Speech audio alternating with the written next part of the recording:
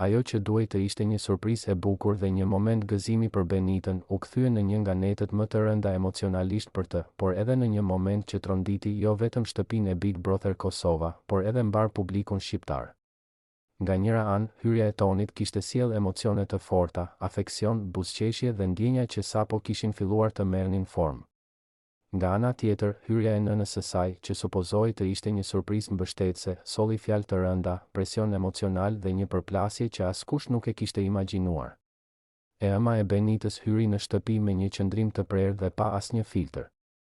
Ajo i kërkoi vajzës së saj hapur që të largohej nga Toni, që të mos dashurohej me të dhe që ta ndërpriste çdo afrim apo lidhje që po krijohej mes tyre. Arsyetimet e saj ishin të forta dhe të drejtpërdrejta.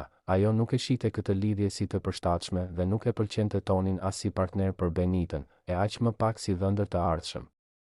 Këto fjalë, të thëna publikisht dhe pa asnjë kursim, ranë si një goditje e rëndë mbi Benitën. Benita mbeti e shtangur. Ajo nuk po përballej vetëm me mendimin e nënës së saj, por me një konflikt të thellë mes zemrës dhe familjes.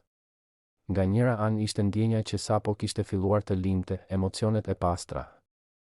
Puthja e parë, afrimi me Tonin dhe një ndjenjë e re e shprehse.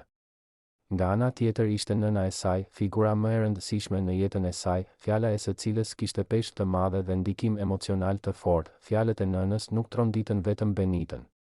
Ato shkaktuan reagime të forta edhe te banorët e tjerë dhe te publiku jashtë shtëpisë. Shumë njerëz u ndjen të prekur nga mënyra se si një nën i kërkon vajzës së saj, në një moment kaq të ndjeshëm, të heqë dorë nga ndjenjat e saj.